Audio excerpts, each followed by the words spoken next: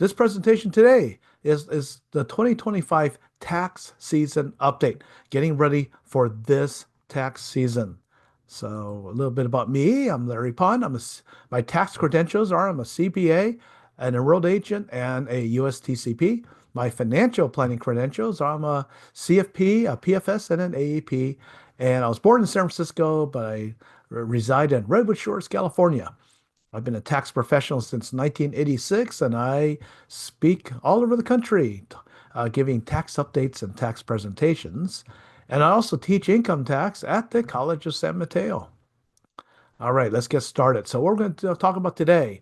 Oh boy, the hard part about putting this together is what should I cover, what should I not cover? So this is what we're going to cover today is we're going to talk about wildfire disaster relief. As you know, our friends in Southern California has suffered some pretty serious events there, and many of our friends and colleagues have lost their homes. So we'll talk about wildfire disaster relief.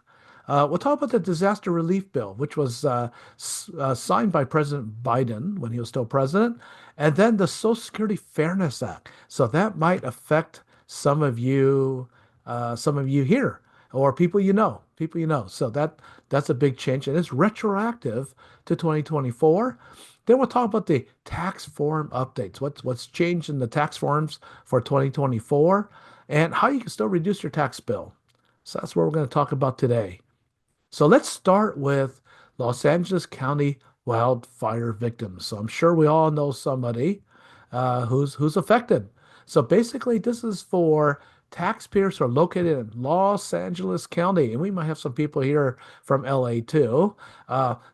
Because of the wildfire, if you're located in Los Angeles County, you've got October 15th of this year to file and pay your taxes.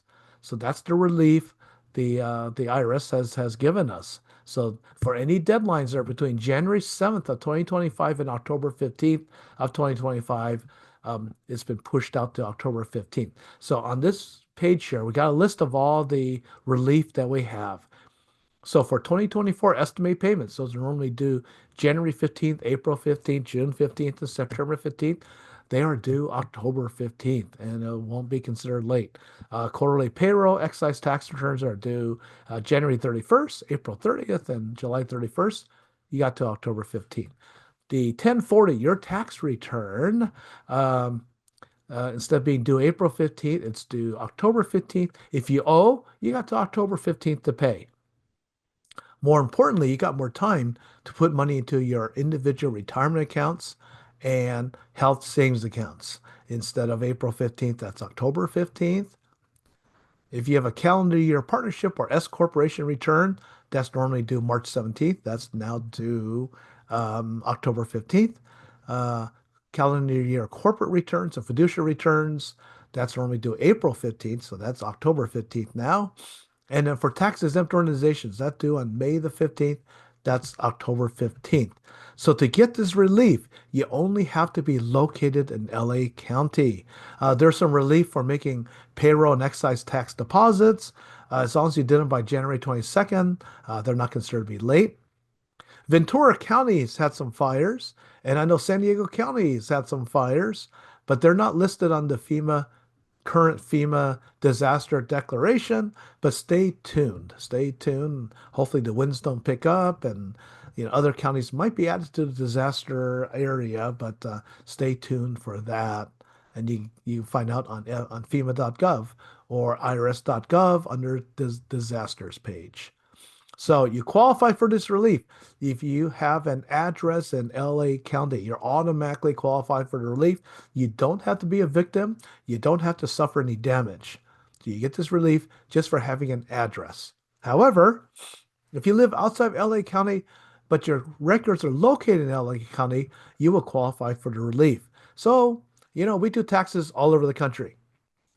So if your tax preparer is located in LA County, you will get that relief also. If your accountant is located in LA County, your bookkeeper. So if your records are located in LA County, you would also get that relief. But because your address is not LA County, you have to call the IRS hotline to get the relief. 866-562-5227. Many people I know, they might live here in the Bay Area, but if you have a business in LA County, your business will qualify for that relief. So that's the relief we've gotten here. What additional relief is available? Well, we've read stories of people who had their insurance canceled before the fire, or they weren't covered, or they were underinsured. So they might be out of pocket some expenses here. And because of that, you could claim a loss on your tax return because this is a federally declared disaster. See, because it's a federally declared disaster, you can choose to claim this either on your previous year return, 2024 or 25. So, of course, we need to run the numbers to see which gives you a better result. Congress provided that relief to help taxpayers get money back sooner. So, we'll see about that. To claim a loss on your tax return, you have to file Form 4684. That's the casualty and disaster form. But you need to make sure you input the FEMA declaration number so the IRS knows that we're claiming a loss from the LA County wildfire. That's 4856-DR. Now, FEMA is issuing checks to people. So other government agencies like the county and the states giving relief payments, those are tax-free. So qualified disaster relief payments are tax-free. For California, the governor's office announced that California will follow the same delays. So all those delays we have also apply to the California taxes and California payments. And it's for anybody located in LA County. And again, you don't have to suffer any damage or any injury from the fire. So how can you help? They need our help, right? So Habitat for Humanity, this is the San Francisco chapter of Habitat for Humanity. They are going to be involved with the rebuilding. You can sign up to volunteer. I was donating to them because I was doing in honor of Jimmy Carter, and that was before the fire. So I got to do it again for our wildfire relief. So join me in helping our friends with Habitat for Humanity to help with the rebuilding. The American Red Cross of Greater LA, they are doing a lot of good work down there. The California Community Foundation, they have a wildfire recovery fund to help people recovery. The California Fire Foundation, the Pasadena Humane Society, and I know our Humane Society here in the Bay Area have gotten quite a few animals and they're up for adoption. And Jose Andres is doing great work with World Central Kitchen. I wish their URL wasn't that long, but you can go to wck.org, click on LA Wildfire Relief to help feed people down there, and they're feeding the first responders. So these are all tax deductible. Now I know a lot of people are contributing via GoFundMe and all that. GoFundMe is not deductible. So, but if you give to an organization like the Red Cross or whatever, these are nonprofits and these are tax deductible contributions. So, let's help out our friends in Southern Cal. All right. Okay. The Federal Disaster Tax Relief Act, HR 5863.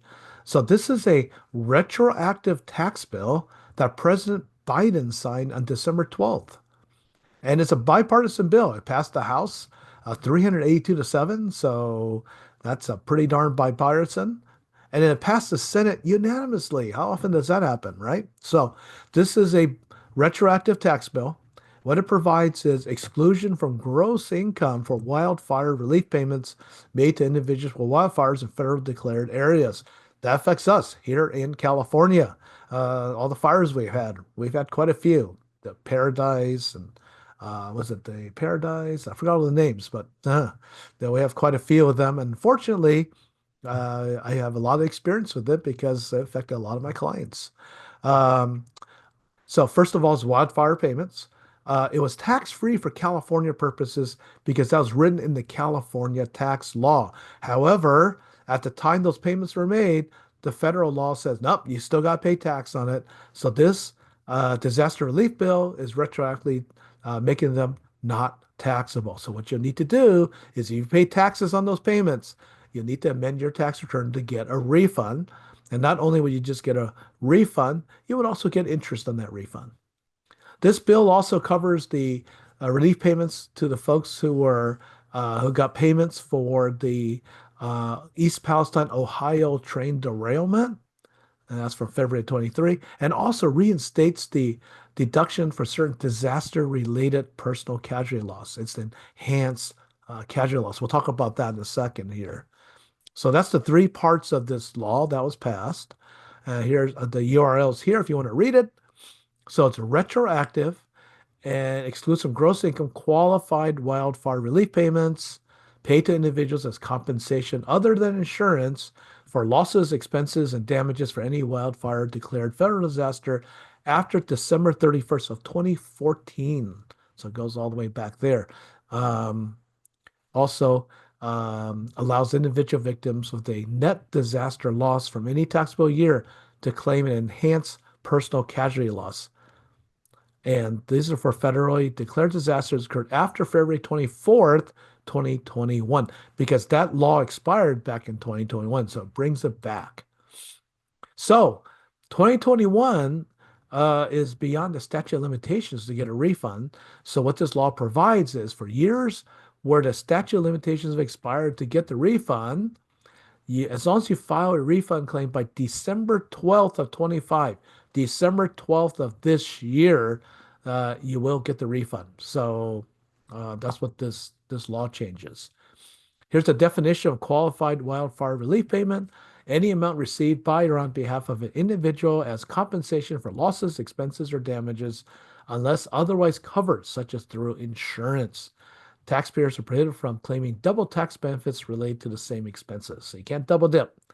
You can't deduct losses that have been reimbursed by insurance. You can't deduct losses that have been reimbursed by a relief payment or something like that. So no double dipping.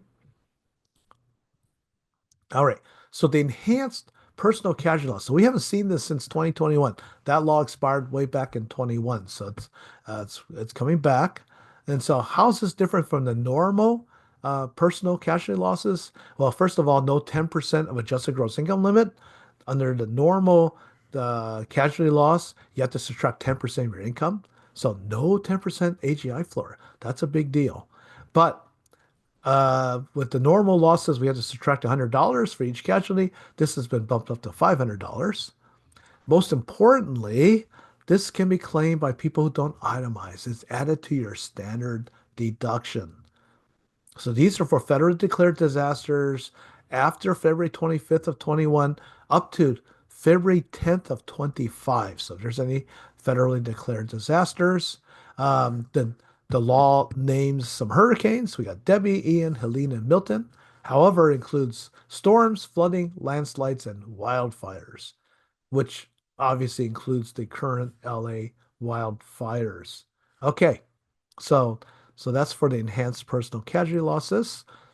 So take a look at it. Take a look at your tax returns. If you've claimed income on any relief payments, you can get a refund for those. Okay, what else can we do?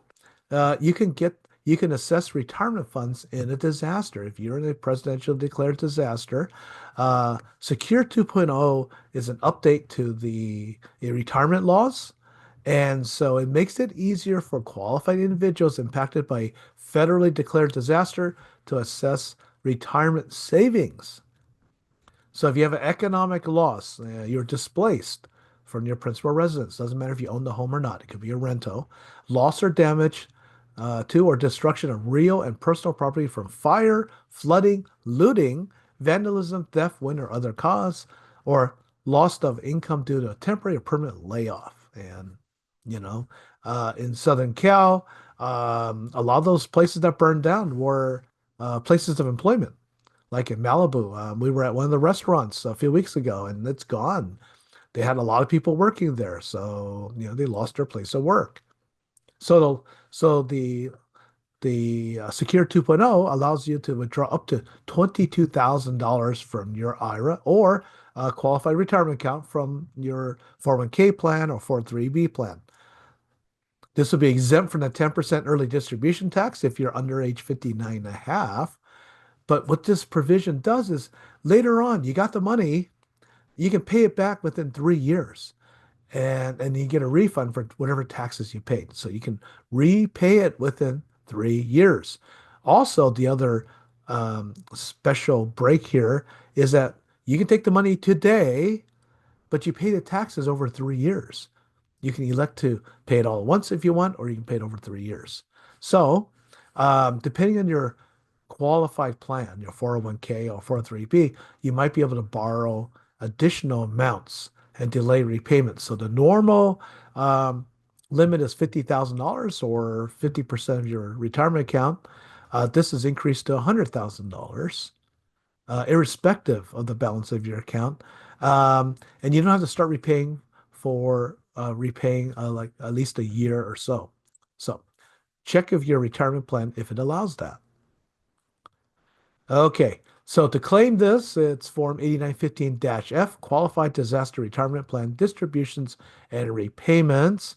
And I have a link here to the IRS webpage on tax relief in disaster situations. Okay, a little bit more about disaster losses. So there's two kinds of losses. There's personal casualty and disaster losses and business and investor losses. For personal losses, you can only claim if it's a presidentially declared disasters, like the wildfires we've had here in Northern California. You have to subtract $100 per charity, and the losses have to be more than 10% of your adjusted gross income.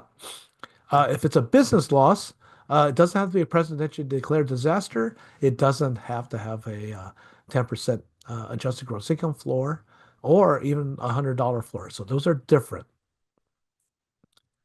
All right. For investors, the hot topic with investor losses are the crypto losses that we've seen, where people have money in a crypto exchange and it disappears, or they have cryptocurrency in a wallet and that disappears. So you might be able to claim a loss because of that. But those are very complicated, and the court cases are working their way through the system right now.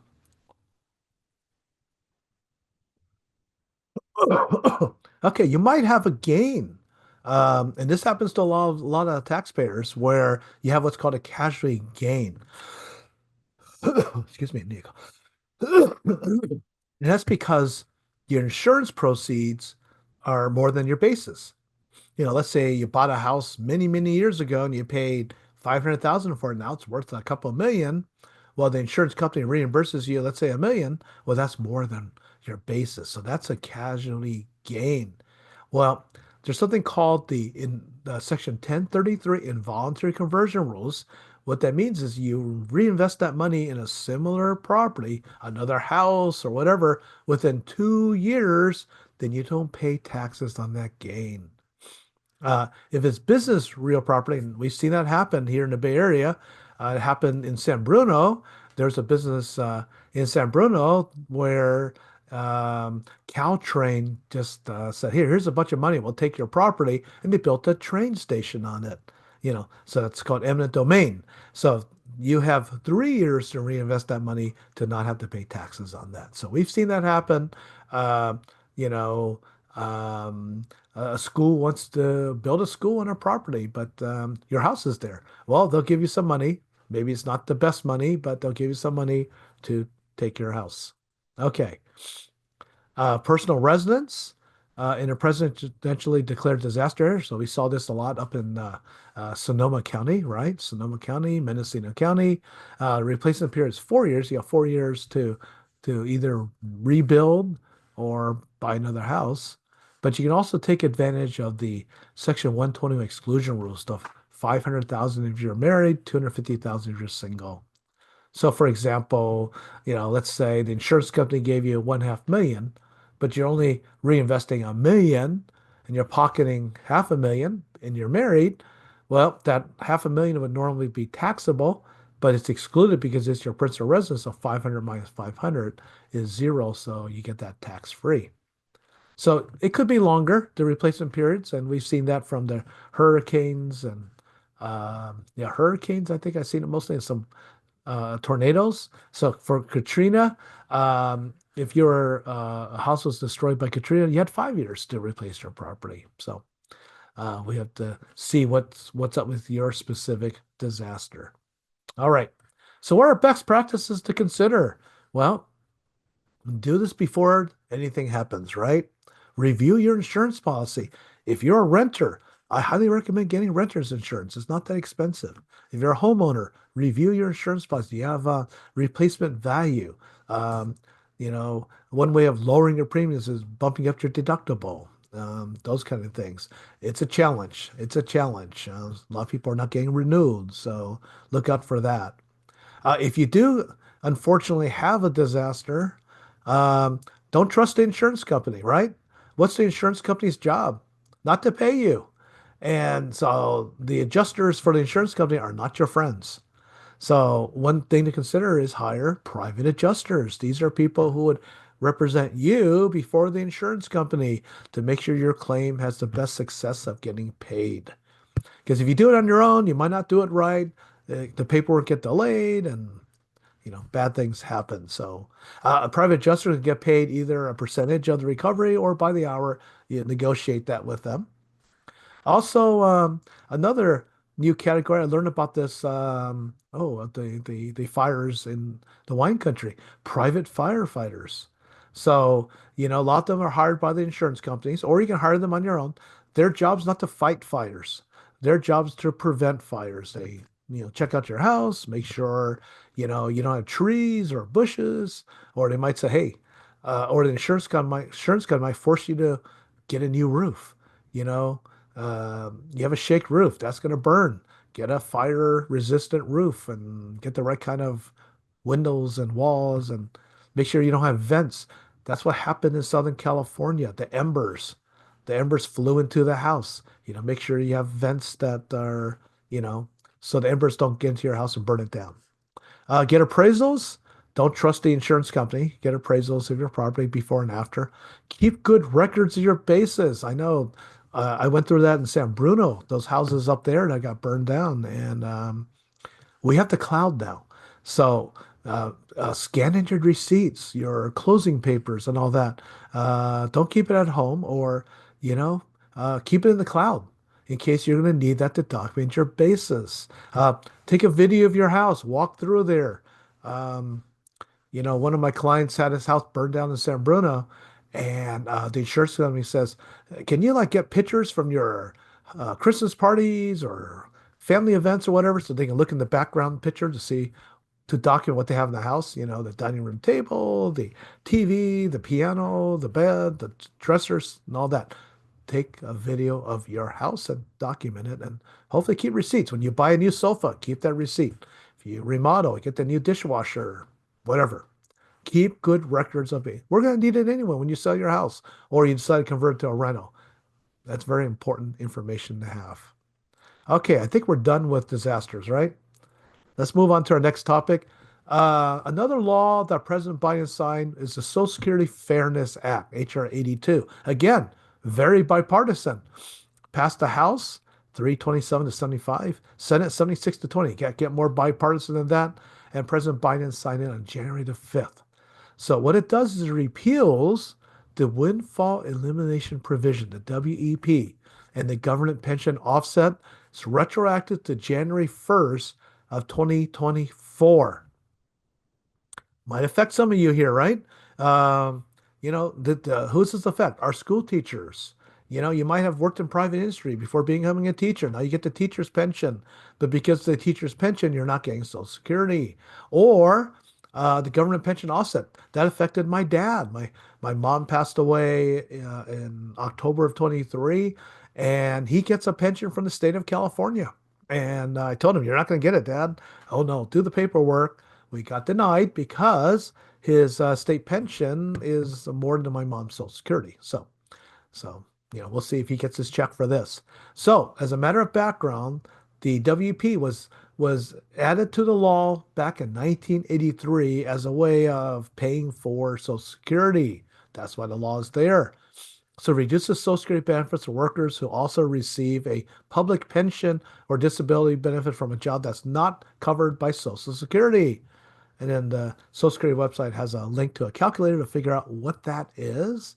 So, teachers, law enforcement, A lot of law enforcement, they have side gigs, right? The security gig or whatever, because they get their police pension. They don't get their Social Security, even though they paid into it. Firefighters, I have some firefighter clients all have side jobs. One's a realtor. Yeah, he's a realtor, and another had like a painting business. Another was a plumber.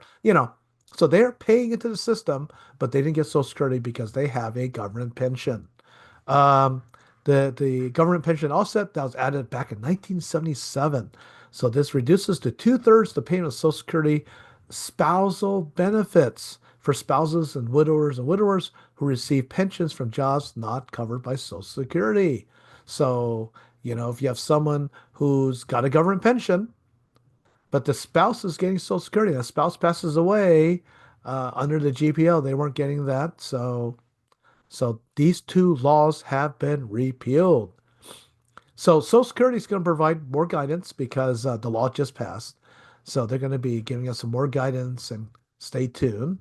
But what they are saying is that if you applied and either the benefit was reduced or completely denied, they say don't do anything.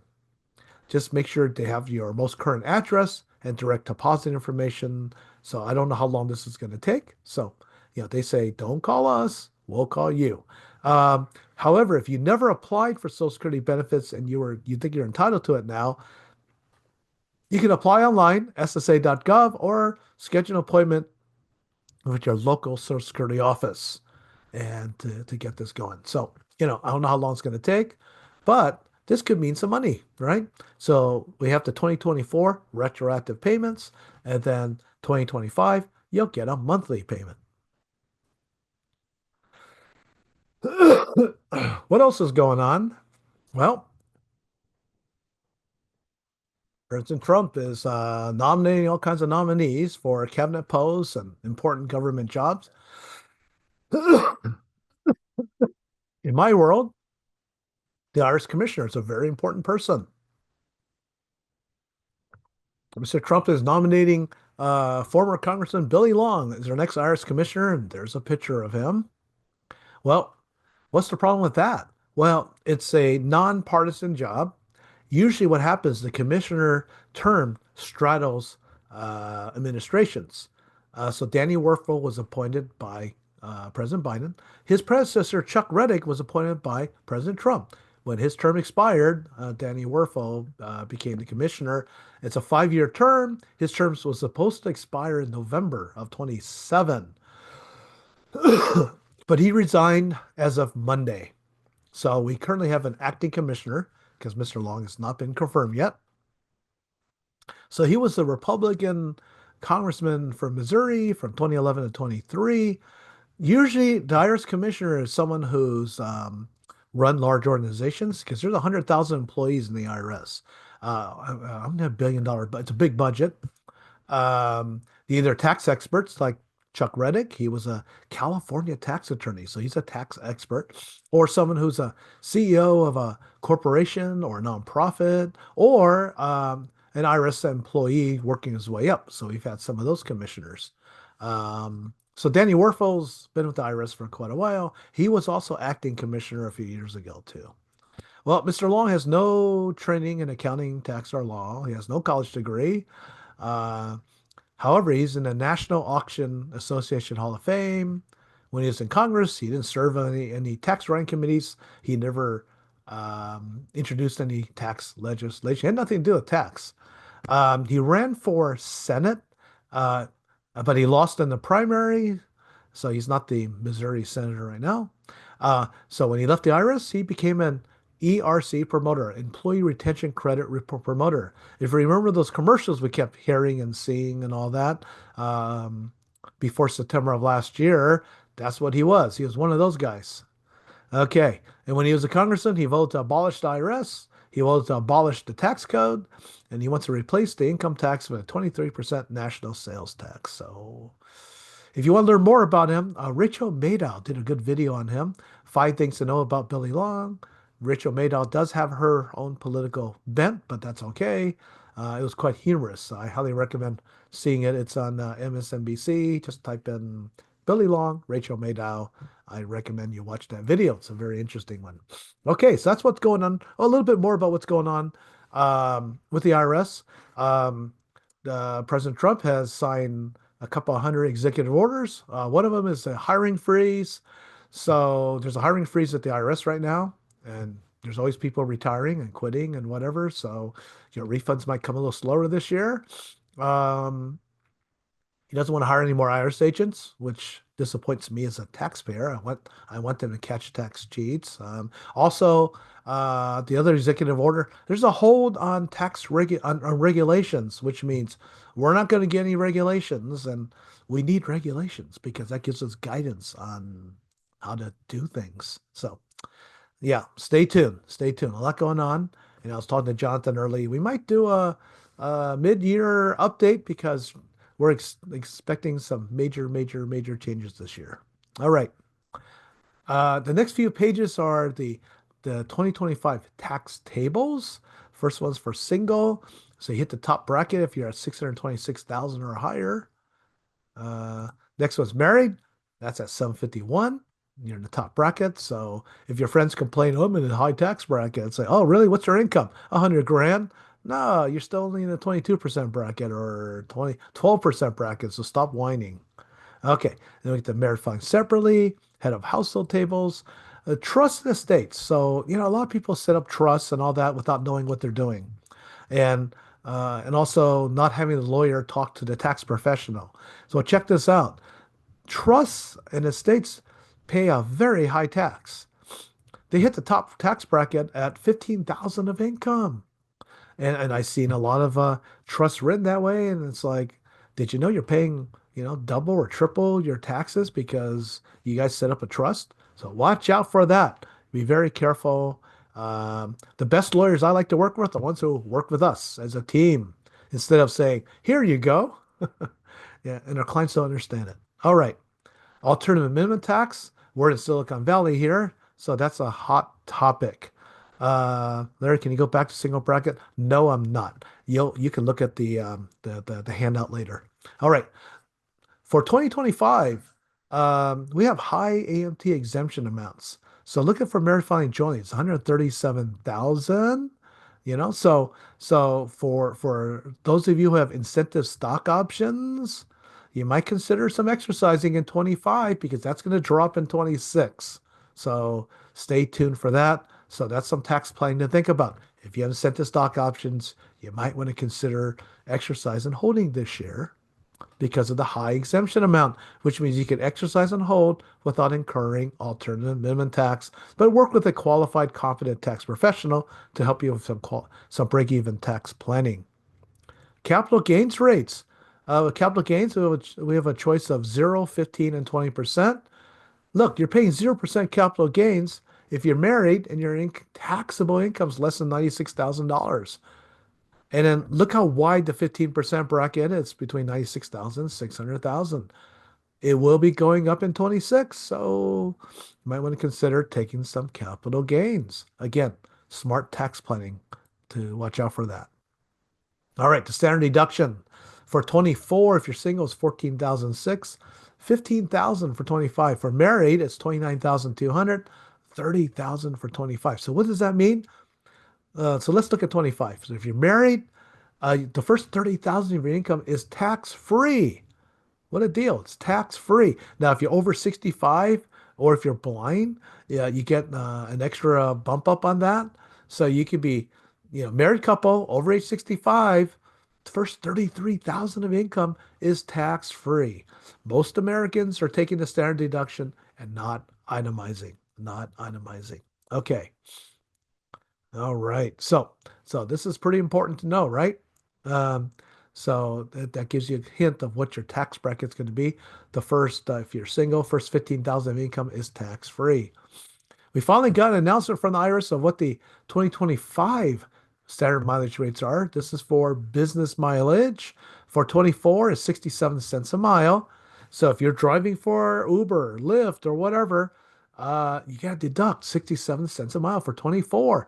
It goes up to 70 cents a mile for 25. It doesn't matter if the car is gas, hybrid, or plug-in, or fully electric. And for medical purposes, 21 cents. And charitable is 14 cents. So if you're, delivering food or driving on behalf of charity, it's a 14-cent per mile deduction. Keep a good calendar of this. Don't make up these numbers. Um, that's how you lose an audit. How do you lose an audit? Make up numbers. Don't do that. Okay, let's talk about the tax forms here. Here's a picture of the 1040 for this year. Not a whole lot of changes for this year, but I do want to point out some things here. All right. So, of course, your name, address, social security number is important. Filing status, that's your marital status as of December 31st. I think one thing has changed here. Well, it's not a change, but if you're filing separately, you always have to put the name of the other spouse. And also, if you're a non-resident alien or a dual status alien and you're elected to be treated as a resident, you need to put the name of the spouse there too. Okay. Um, Look at the line that says digital assets. At any time during 2024, did you receive or sell, exchange, or otherwise dispose of a digital asset? Cryptocurrency. Don't lie. The IRS already knows. So don't lie. If you have cryptocurrency, if you sold cryptocurrency, answer yes. If you answer no, there's been some pretty nasty cases on it where people said no and they kind of lied. The IRS knows, okay? And if you think you could be anonymous to the blockchain, the FBI has broken the blockchain, so it's not anonymous. All right. So my recommendation, if you want to dabble in cryptocurrency or deal with cryptocurrency, work with a credible exchange. Don't do it on a blockchain. It's too confusing. It makes our job really hard for us tax guys. And if you do have cryptocurrency, pay for the 89.49 service with the crypto exchange. It's relatively expensive because you don't want to pay us to do it. It might take us 12 hours and it's going to cost you a lot. So it's cheaper to have the exchange do it. All right. Why do you think this is important? Look at where the question is. Digital assets. It's above dependents. So the IRS thinks it's more important than your kids. So it's a big, big, big topic. It'll continue to be a big topic. All right. Speaking of digital assets, there's a new form, 1099-DA for digital assets. It's supposed to kick in 25. Some companies, some financial companies or crypto companies are already using this. Look at all those boxes here. I'm not going to go through them, but look at all those boxes. That means a lot of programming for the crypto exchanges. Okay, this is page 2 of the 1040. Let's see what I need to point out here. Well, when you sign, it's under penalties of perjury. You declare that this return is true and accurate to the best of your knowledge. It's not an opening offer, okay? Um, and when it comes to a refund, do not ask for a check. Have it direct deposit. So on line 35, B and D is where you input your routing number and your account number. The IRS already knows your bank account, so don't worry about that. Um, we've seen too many stories, and it's happened to my clients where the mailman gets mugged, right? Bad guys have stolen mail trucks, it's because they know where the checks are issued on Fridays, so they know when to rob them. Or they stole the keys from the mailman and, go to the apartment complex and empty all the refund checks. And no refund checks, all right? If you owe, don't send a check. The IRS is losing them. Either pay online, irs.gov/direct pay, or do it through your tax software or through your tax professional's tax software. Okay. Oh, on the lower right corner, I want to point out there's some boxes in the lower right corner. It says if the IRS sent you an identity protection pin, it's called an IP pin. That's another layer of protection. If you get an IP pin from the IRS and you file a tax return with the IP pin, the IRS will know that's a legitimate return. There's a lot of bad guys doing phony returns out there using your social security number. So you might want to consider getting an IP pin. I think I have the form coming up. Also, for those of you who have kids but are not married, have kids but not married to the other parent, you might want to consider getting an IP pin for the kids. How many times have you filed a tax return and the other parent claimed the kid when they weren't supposed to, and then that slowed up your refund and caused a real pain? IRS is saying, get an IP pin for the kids. If you input that number, they'll process your return.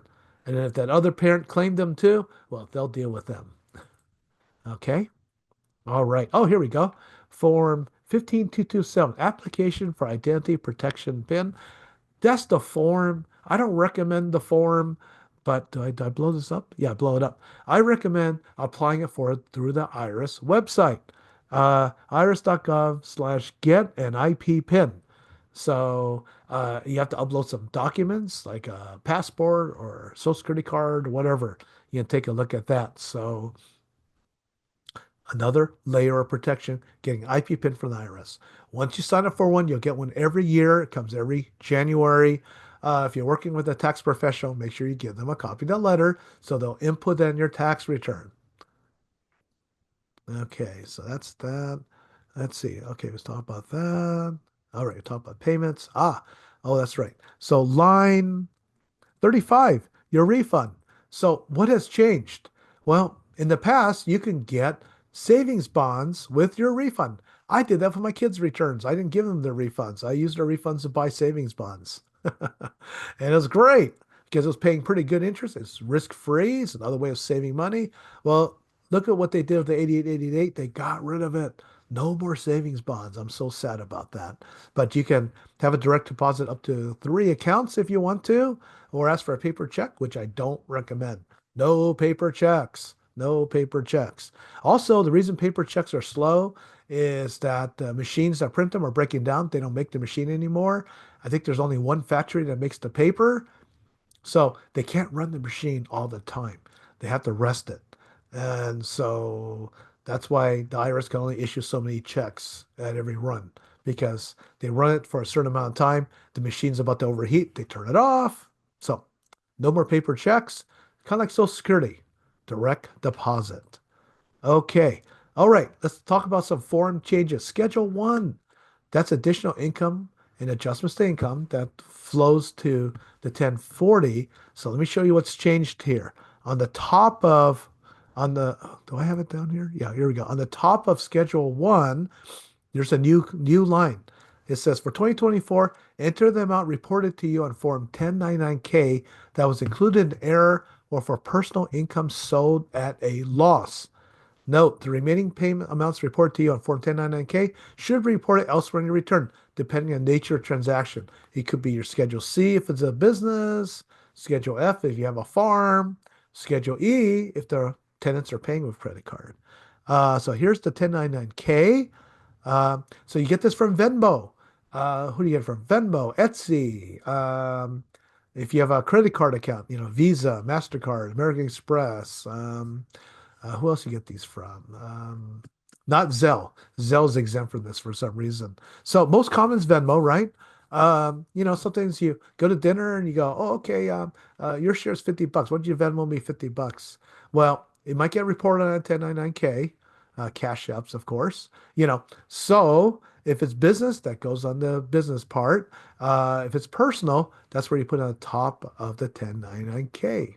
So, but don't ignore this. Don't ignore it. If you get them, report them, and then you can back them out or report at the top of the Schedule 1. So that's a hot topic. Um, Talking about the 1099-K, the IRS has changed the threshold. You're supposed to get them if you receive more than $5,000 for 2024. It drops to $2,525. Was it $600.26? We'll see what happens. This was part of the American Rescue Plan that President Biden put in. A couple other things to point out on Schedule 1, line J, activity not engaged in for profit income. That could be a hobby, right? You report it here, not in Schedule C, and you can deduct the expenses on page 2. For example, I had a client who was very talented with woodworking. He made some really beautiful toys and all that. And, some neighbors saw some, hey, can you make me one? Another said, can you make me one? He goes, Larry, I got 50 grand. I said, well, it's not a business, it's a hobby. But he can deduct against that his expenses, the paint, the wood, the sandpaper, that kind of stuff. We have a new line V. Digital assets received as ordinary income not reported elsewhere. That's for those of you who are doing staking or lending or mining with cryptocurrency. That goes on line V. Again, the IRS already knows this, right? So what the IRS has done is done something called a John Doe summons. And they've been issued against the crypto exchanges like what's it, Coinbase and a bunch of other ones. So they have the data. They have the data and they're using data mining, AI to sift those out. You might be getting a letter for those. And the IRS is saying, hey, you got to report this income. Or worse yet, you didn't report the income and here's a bill. So yeah, so cryptocurrency is a hot topic with the IRS. All right, Schedule 2, additional taxes. So there's some new lines here to point out right here. 1A has been with us for a while. That's the excess advance premium tax credit repayment. Those are for those of you who got your health insurance through the Affordable Care Act, but you took a subsidy but your income is higher than what you told the exchange, covered California, and so you might have to pay some back. So that's what line 1A is all about. It's Form 8962. But again, I would suggest working with a competent tax professional because there are ways we can reduce that repayment amount. But it's a bit complicated, so I can't go over in this course here. But a good tax pro should know how to lower that if you're stuck having to pay it back. It could be quite a bit. I've seen people owing like $15,000 because they took a subsidy because the Cover California says, "Oh yeah, you only pay $10 a month for your insurance." Not really. So you got to be careful about that because it looks like you're paying $10 a month, but you're really paying $500 a month because you got a subsidy, but your income's too high. You might not qualify for it. What's new? Line 1B and 1C, repayment of new clean vehicle credit and repayment of previously owned clean vehicle credit. Starting in 2024, if you buy an electric car, you can get the credit upfront through the dealership. And so what they do is they reduce the price of the car by $7,500. They don't check if you qualify or not. So even though you get the 7,500 upfront from the car dealer, they don't care if you qualify or not. If you don't qualify, you got to pay it back. So that's what these two new lines are all about. Form 8936. Okay. That's for the vehicles. It's either 7,500 or 3,750. The rules are pretty strict, and it's only 13 cars that qualify. Uh, the used electric cars, the maximum there is $4,000. And, you get that through the dealer if you buy a used electric car.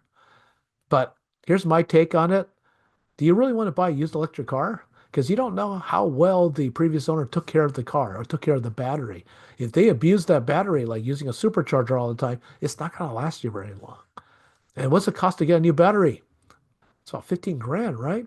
And you can't do it yourself because a friend of mine tried to do that. He tried to, the battery died on the electric car, so he thought, oh, okay, I'll do this myself. I'm handy. It's 150 pounds, so one, you can't do it yourself. And two, he followed all the instructions. It didn't work.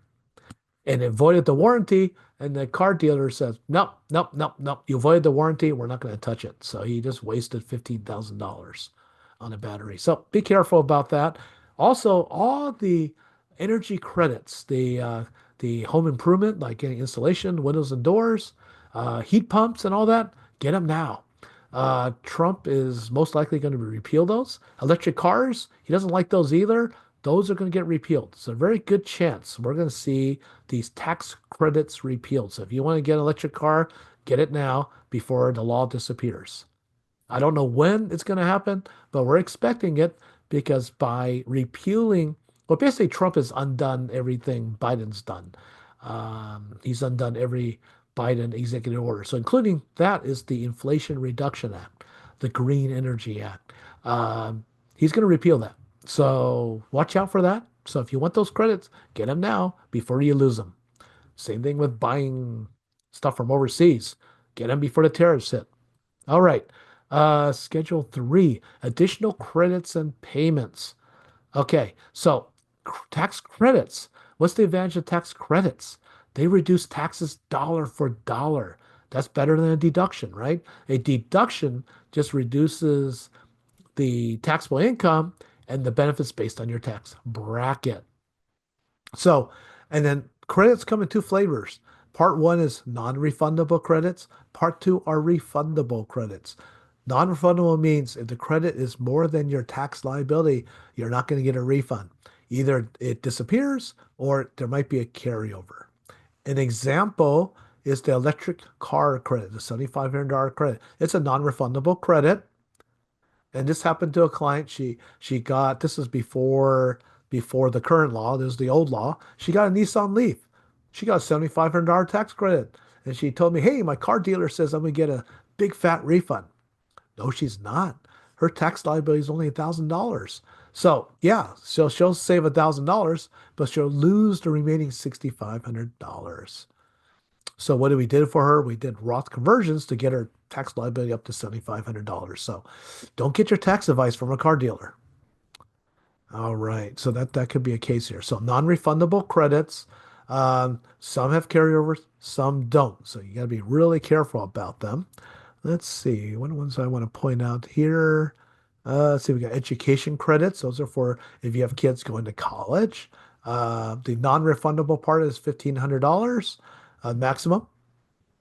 The refundable part is $1,000. Excuse me. Line 5A is residential clean energy credit, $456.95, and an energy efficient home improvement credit, and that's for insulation, windows, doors, and those kind of things. Residential clean energy credit, those are solar panels. All right. Okay. And then the refundable credits, these are ones where you get a refund if the credit's more than your tax liability. All right. Okay. Oh, okay. So I included here a copy of what's called an IDR, Information Document Request. This is an audit. The IRS is auditing residential energy credits because you just put a number on Form 5695. So the IRS is double checking to see if you are eligible for the credit. So these are coming out. I've seen at least two of them so far. If you've seen one of these, let me know. I want to know how prevalent they are. And so proactively, this is what I'm recommending to tax advisors, tax professionals, is like get this from your clients. Number one, get a copy of the contract. Read the contract carefully. See what it covers.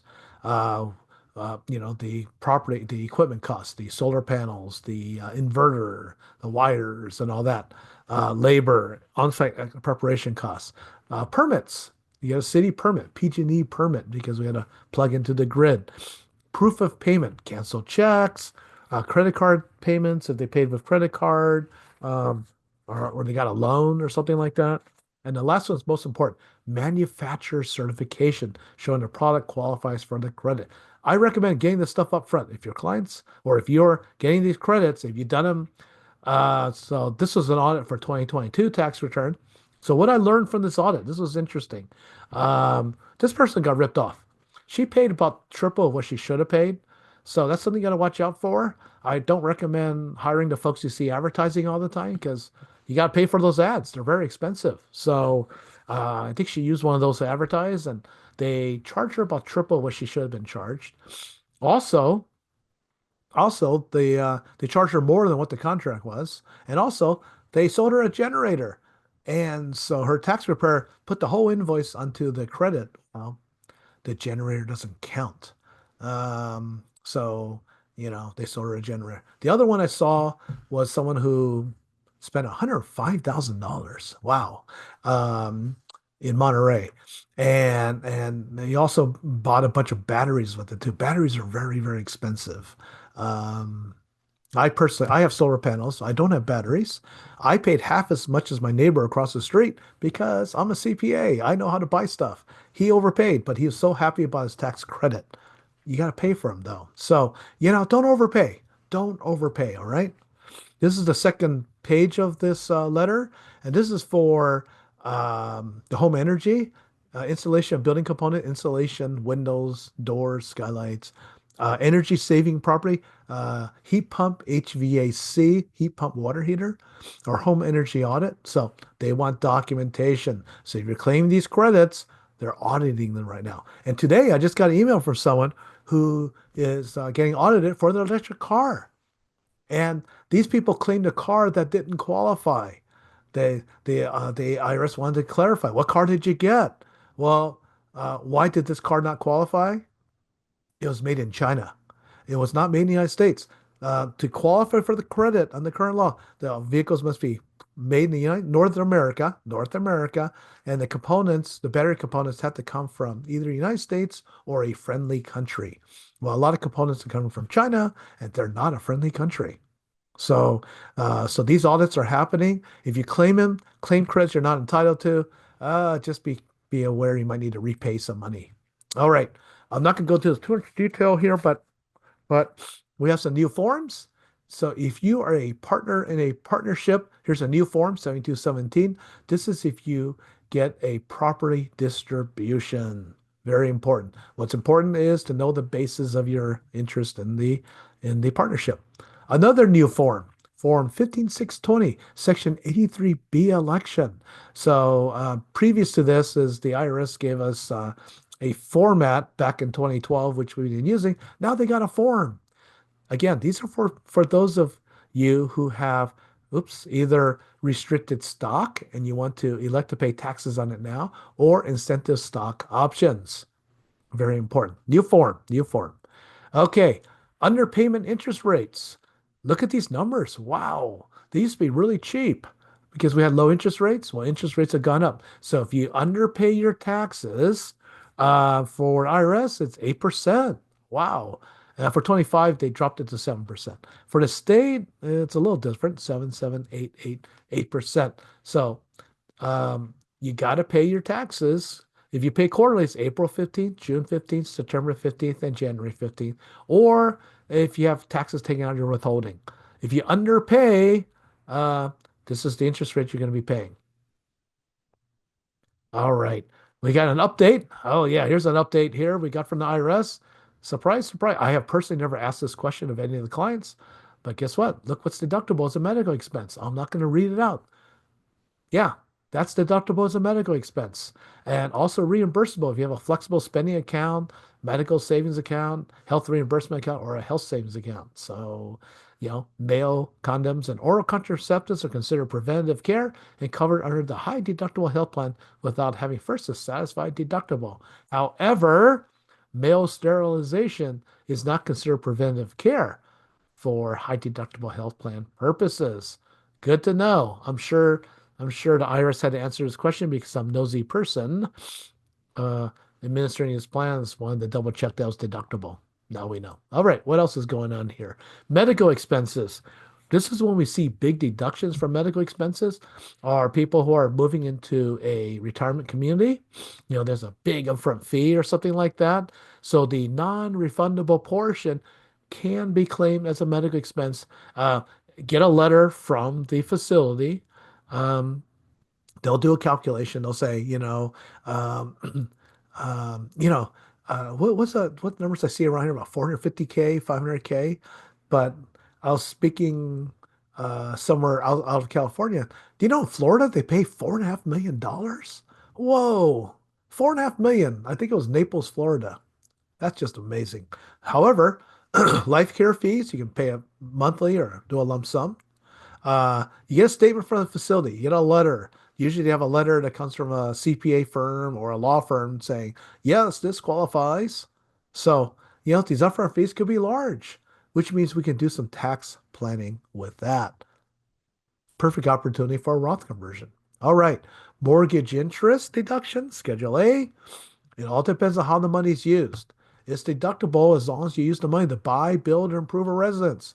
If you refinance, pull money out to pay off credit cards, pay for college, take a vacation, not deductible. Okay, be careful about that. Current mortgage interest limitations up to 750,000 for newer loans.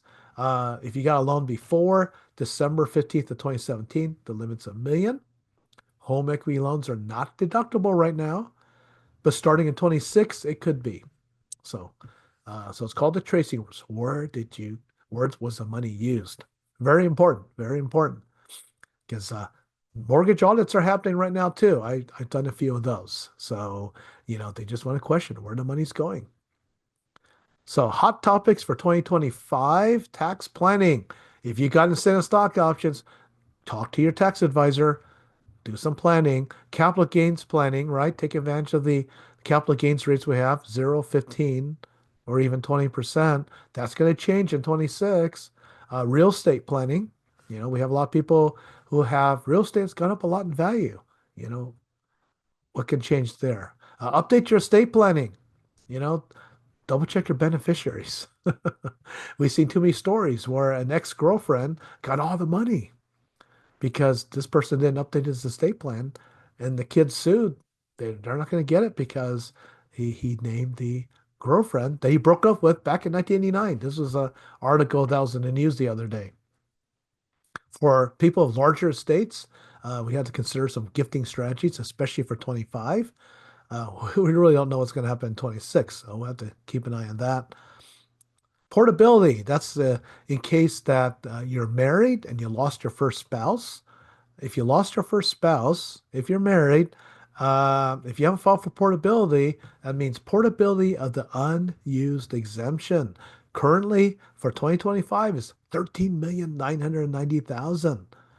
That'll be wasted if you don't file for portability. So again, talk to your tax advisor about that. All right, due dates, April 15th this year. You file an extension for October 15th, but you gotta pay by April 15th. An extension just gives you more time to file. All right, what else we got here? Okay, I think we went over the standard deduction amounts earlier already. We talked about that. And here's the bonus. If you're 65 or older, it's a $1,500 bump up. 3,000 if both spouses are over 65. And if you're blind, you get more too. So blind is what 20 over 200.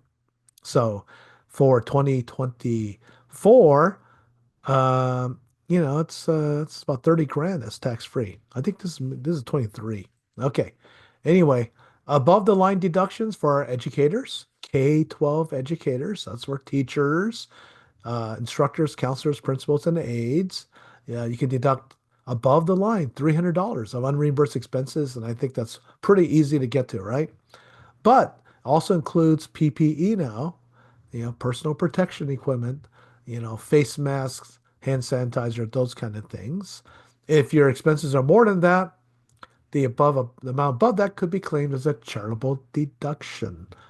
And this doesn't apply to homeschool, only those working at a school, not for homeschool. Let's see. Oh, okay. A little bit of California update here. So what's new in California? We got this thing called the California Union Dues Credit. If you pay union dues, there's a tax credit for union dues that starts in 24. The credit is greater of the due paid amount times the adjustment or up to $100. So for most of us, it's going to be $100. And you'll be covered by collective bargaining agreement. All right. Okay. Some more. This is the California update part here. So we have SB 946, wildlife loss mitigation payments. So in this year's budget, California qualified wildfire loss mitigation payments effective for 24 to 28. This is loss mitigation. So what that means is you can apply with the California Wildfire Mitigation Financial Assistance Program. So, it's going to cost me a bunch of money to get a new roof. You can get this money to pay a new roof because I have a shake roof. I want to get a fire resistant roof. Or I need help trimming the bushes around my house or trimming the trees, all those kind of things. So take a look at that. It's tax free for California law. It's still taxable for federal law unless we get the law to change for federal law. But hey, it's tax free for California. Yeah, it's only available for taxpayers who own the structure for which the mitigation payments received. For your own house, not for a rental property, not for tenants, but it's for your own property. Okay, let's see what else is here. The California form, the 540. Let's see, they really haven't changed much of it. There is one change on the bottom here. Prior name, your prior name or your spouse's prior name. So if you have a different name, change a last name, total change of name.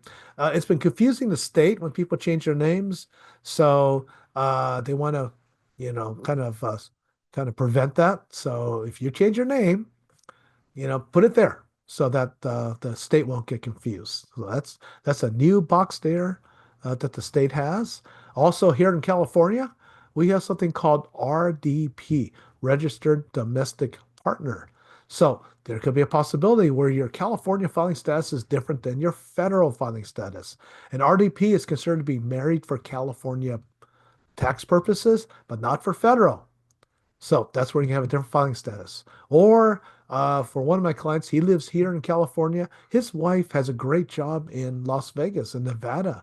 So for federal purposes, they file jointly. For state purposes, they file separately because she's got a house and all that. So that could happen. Again, there's some tax planning that goes into that also. Okay, what else is different for California? Tips to lower your taxes now. Take advantage of a pre-tax retirement. Oh, what's new for 2025 is the super catch-up. The catch-up is normally $7,500, but if you're 60, 61, 62, 63, it's 11,250. People say, "Hey, Larry, I want to retire." I said, "Great. We're going to put you on a retirement diet. Max out your 401k and then take the super catch-up. Lower your cash flow so you have a little bit of a retirement diet there and sock away more money for retirement. You got till April 15th to top off your IRA or your health savings account. If you're over 70 and a half, make all your charitable contributions out of your IRA account. It's called the qualified charitable deduction. You're probably not itemizing anyway. So do all your charitable giving once you turn 70 and a half out of your IRA. And please pay your taxes. That's the best way of saving taxes. You got to pay penalties and all that. If you pay your taxes, that can save you a lot of money. All right, what else we have here? Tips to lower in the future. Last year we did a show on Roth IRAs, Roth contributions, backdoor Roths, and all that. Keep track of your home improvements, like I talked about earlier. That's going to be important when you sell your house, right? Or in case of a disaster, we need to know the basis of your property. So if you're working with a financial planner, that's something that you should figure out as part of your financial position. Okay. Of course, we always had to do some tax planning when there's life changes, right? Death, marriage, divorce, or births. And I'm trying to wrap this up here so I can get to questions. Here's a link to the 1040 and the instructions, 114 pages, and Pub 17, your federal income tax. Very helpful publication. That's 142 pages. All right, so that takes us to the end of our presentation here. I'm going to turn off the share. And Jonathan, I think we have a bunch of questions to go through, right? Yeah, it looks like thank you everyone. Thank you, Larry. This was great. Like always, an incredible amount of very helpful information. Yeah, it looks like we have a lot of questions in the Q&A. I'll let you take a look at those. I don't think we've had anything in the chat. Well, there's one in the chat from someone here. If you underpay your taxes, do you have to pay the 8% if you pay the underpayment when you file your return? Yes. Remember, the due dates are April 15th, June 15th, September 15th, and January 15th. What's April 15th of the subsequent year? That's late, right? So if you don't have your estimated taxes paid in, what is your estimated taxes? It's the lesser of 90% of your current year tax or 100% of your prior year tax. However, if your income's over $150,000, it's 110% of your previous year tax. So if you meet the safe harbor before April 15th, no penalty. California follows a similar rule, except California has $1 million rule. If your income's over $1 million in California, you got to pay a 90% of the current year. You can't use last year's. All right, so that's the estimated taxes. Person leaves money in the trust after death when the trust taxes are due. Well, depends. Okay, let me start with the top here. Let me take the top here. I'm going to do the Q&A. Don't put in the chat. It's really hard to read in the chat. Okay. And also, some people have done some upvoting.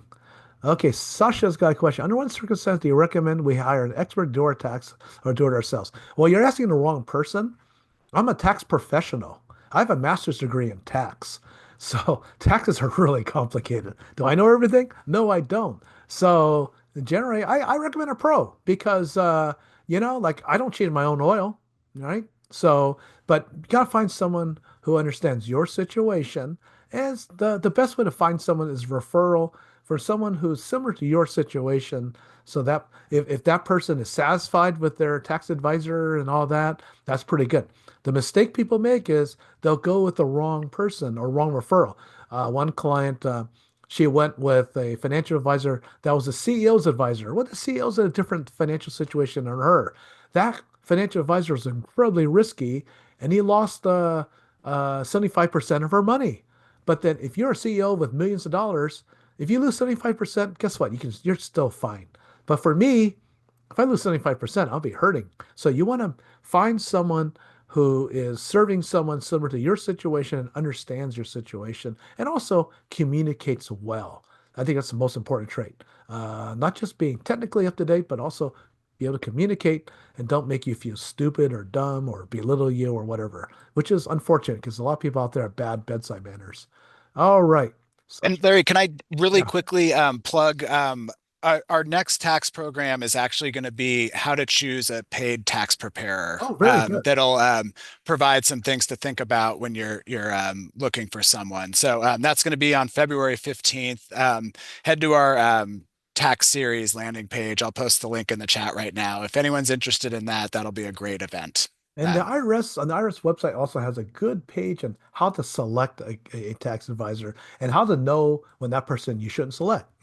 Someone who's not licensed. License is important, who don't have the educational background or they're not ethical. What they can't do is, oh, I'll charge you my fee based upon your refund. Can't do that. No contingency. So anyway, the thing is, it's a learning curve, right? If you do something only once a year, that's really hard. And there's so many taxes changes every day. So I don't know. I'm a little bit self-serving. I can't, I'm not a fan of do-it-yourself because, hey, that's where we make a lot of corrections and we make a lot of money correcting do-it-yourself returns, or a lot of do-it-yourself returns end up in tax court because they do it wrong and it's not good. So anyway, but finding a good competent professional is good. If your income's low enough and you qualify, there's the VITA program, VITA, the Volunteer Income Tax Assistance Program. I personally volunteer for one of them. I volunteer for one at CSM in San Mateo, but they're all over. AARP also has tax aid. And Jonathan, does the library have a VITA program? I don't know if they do. Uh, currently, we don't. There are, I think, a couple branches that are doing working with AARP and TaxAid. If you head to the SFPL events calendar, you can find the branches that are doing that. Yeah, and if you have a complex situation, they're going to say, "Hey, you're out of scope." Or if your income's too high, you're out of scope. So, but if not, it's a great resource. The volunteers are trained, the volunteers are tested, and the volunteers are supervised. So,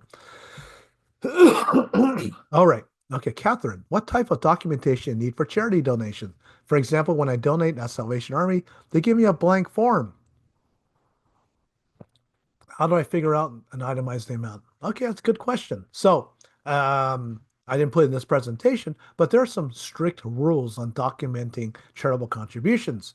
For cash contributions, you have to get a receipt if it's $250 or more. You need a thank you letter. And the thank you letter has to have some magic words on it saying you didn't get any goods or services in return for this donation. Salvation Army, I always recommend taking a picture of what you're donating on the Salvation Army and the Goodwill website, there's a donation guide that you can look at. They'll say, "Hey, used underwear is this much, a jacket is this much, or furniture or whatever." If it's $500 or more, you have to fill out Form 8283. If your donation's 5,000 or more, you have to get an appraisal. All right. So if you're going to donate more than 5,000, you're going to need an appraisal of what you're donating. Okay. Agnes, don't mean to be. Okay, I think I made a typo. All right, whatever. Thank you, Agnes, for that. Okay. I recently sold my house that I lived in for 40 years. I did not save all my receipts, particular years. Can I estimate like a roof replacement? This is a tricky thing here. So hopefully you have the closing statement when you bought the house, so you document what that is. Um, it's never a good idea to make things up. So ideally, receipts are important. If you have bank records, that's important. If you refinanced for a remodel, that could be good evidence too. Taking pictures of your property could be, hey, here's the new. Now the thing is though, um, if you had an old roof, but so you can't count those because you don't have the roof anymore. You have a current roof, so it's your latest roof, not the roof you've had 4 or 5 times before. So doesn't matter, right? So it's your latest roof. So receipts are important, um, are very important because there's been some audits on that where, you know, um, don't make things up. All right. Some people use trust name for their home, then they use the individual name for home insurance. Please find names. Okay. All right. That's probably a different speaker, well, to talk about estate planning. So a lot of us put our homes in our revocable living trust. Well, a revocable living trust is known as a grantor trust. It's invisible. It's invisible for legal and tax purposes until someone dies. So, you know, so uh, for estate administration purposes, yeah, your house should be in your revocable living trust, and update the titling with your insurance agent. And something just came up recently in LA that I never thought about is that some people put their houses into an LLC. Some rich people here in the Bay Area do it because they do. I guess they do it for privacy reasons. Well, that's been causing some problems with insurance claims. So, working with don't do it yourself. Work with a competent lawyer who understands all these rules, and working with a good insurance agent is very helpful. All right, because we don't want to learn this stuff the hard way. If I graduate beginning of May of 24th and started working, can I claim the Savers credit for my IRA contribution? The Savers credit. So the Savers credit could be up to $1,000 if your income's below a certain amount. Um, and I don't have all the details off the top of my head here. So it doesn't matter that you were going to school. It's just as long as you were not claimed as a dependent and you're over age 18. So we'll have to take. So if you were eligible to be claims dependent, no, you can't get the Savers credit. But if you were not eligible to be claims dependent, then you possibly could get the Savers credit, depending on what your adjusted gross income is. How do you report hobby income and the related expenses? Yeah, that was on Schedule 1, that line I pointed out, and the expenses go on Schedule 1, page 2, and you can list them out. All right, let's see. What does the above line deduction mean? Okay, I'm not sure what that question's relevant about. If I graduate, okay, that's a repeat. For name change in California form, is it just for when you change your name during the tax year, anytime during your life? Well, if your name is different on last year's tax return than this year, yes, that's when you give them their prior name. So, we don't want to confuse the state. So if you were Smith last year and you're Jones this year, report the Smith name on the prior name. If I make an honest mistake with repair my return, does IRS simply fix the error, or would they fine me if the actual amount's higher? Mark, that's a good question. It depends. It depends on what the mistake is. We all make mistakes, right? Sometimes we transpose a number, we leave out a W-2, things happen, or you forgot about an account. So, um, here's the thing. If you make a mistake and you fix it, the IRS is most likely not going to charge you a penalty. They'll charge you interest, if you owe money, right? Because interest is a mathematical calculation. You're not going to get out of that. So let's say you owe another $1,000 and you found this mistake in November. Well, you'll pay interest from April 15th to November or whatever, right? So it depends on the mistake. However, if you don't fix the mistake and wait for the IRS to catch it, that's where a penalty could apply because you didn't fix it, they did. So the best way to avoid penalties is to correct the mistake yourself before they catch it. All right. Is exterior painting considered home improvement? No. By definition, painting is a repair. So even I know it's expensive, but painting is not going to add to the cost basis of your home. It's a repair. Is long-term care payment taxable or non-taxable? Well, if you're receiving long-term care payments for a long-term care policy, uh, Yeah, you have to report that on your tax return. There's a form for that, but you also report your long-term care expenses. So if your long-term care expenses are greater than or equal to the long-term care payment, then it's not taxable. But if it's less than that, then the difference will be taxable. All right, Tammy's got a question here. Have paid each month the union fee. Can these monthly fees take out from paycheck, deduct my federal, state return? What forms do you use? Okay. Uh, for the federal return, there's no deduction for union dues right now because there's no miscellaneous deduction. So no deduction for the federal return. For California, California did not conform to that tax law change. So yes.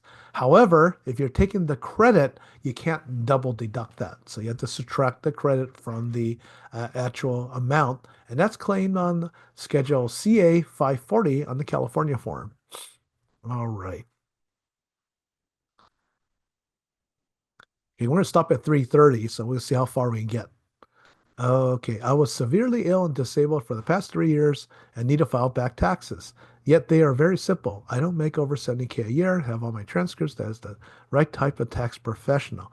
Uh, you know, uh, no, a tax attorney is appropriate when it comes to a litigation issue. So this is not a litigation issue. You might contact either VITA or TaxAid. They might be able to do it for you for free. And there's also the low income taxpayer clinic, and I think they spoke at the library recently. Okay, so we got some good free resources available out there. I sold a substantial amount of stocks in November. I did not pay estimated taxes. How can I avoid tax penalties? Way to pay less penalty because I sold near the end of the year. Okay, there's a calculation method called the annualization method, and the question is depends. Have you met the safe harbor for estimated payments, which is 90% of this year or 100% of last year or 110% of last year if your income's over 150K? So do some math to see where you are. All right, PowerPoint, I think the library will take care of that. For a single filer, standard deduction. Okay, get out there. It's on the front page of the 1040. The standard deduction amounts are on the form itself. Is dividend taxes rather than income tax? Uh, well, dividends, when you get your 1099 DIV, there's box one, that's ordinary dividends. Box two is qualified dividends. So the qualified dividends are taxed at the capital gains rate. That's either 0, 15, or 20%. How big of penalties? It depends on which penalty we're talking about. There's a plethora of tax penalties. But the one I was talking about specific was underpayment of estimated tax penalty. There's the late filing penalty. That's really expensive. That's 5% a month for late filing. That's why you file an extension. And then there's the late payment penalty. That's 0.5% per month, up to a maximum 25%. All right. Any advice for all the tax noise in the media when we check the IRS website, changes, updates? Yeah, be very careful. There's a lot of misinformation out there, and I shake my head a lot, so be very careful about that. I mean, credible sources are the Wall Street Journal. They've got good tax articles. Forbes magazine has really good tax writers. So I'm big fan of those guys. Those are very credible. I would avoid the New York Times. They don't have a good tax writers there. They have a lot of misinformation, so stay away from the New York Times. Most of the regular media I generally stay away from, especially the more biased ones. Okay. How valuable is to have a CPA look at your last 3 years' checks and check for mistakes? Oh yeah. Yeah. I think, well, not just CPA. You want someone who specializes in tax. Not all CPAs specialize in taxes. There's also very competent enrolled agents out there too. So someone who's competent with taxes.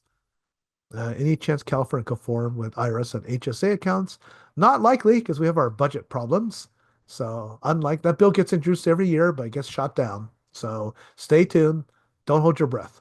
Can I claim monthly union dues I paid? Okay.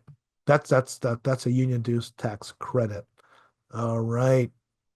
And Jonathan, you put a link to the VITA. Thank you very much. Um, Sometime in March, I'm looking forward to the Channel 7. We'll do a show on taxes. That'll be great. You got your events here. That's excellent. All right. All right. We're at 3:30, Jonathan. Perfect timing. Perfect timing. Thank you very much. And again, yeah, thank you so much, Larry. We love having you here. We'll have you back for what will probably be there's going to be a lot of tax updates, it sounds like, in the near future. So, yeah, we'll have you back soon. Everyone, if you are interested in attending the next program that Larry does or any of our other programs, I would highly recommend signing up for our department newsletter. I put something in the chat about that, but I will do that again. And don't worry, it's just one monthly message with all of our programs included. So you won't be getting spammed. Um, and yes, thanks again, Larry. Thank you, everyone, for being here with us today. And please join us for all of our future programming. And keep an eye out from an email from our department coming later today that will include a recording of today's presentation, a copy of the slideshow, and a very short survey. And please take a moment to fill out the survey. It really helps us out. Um, all right. Well, everyone, enjoy the rest of your afternoon, and we hope to see you next time. All right. Take care. Bye, everyone. See you.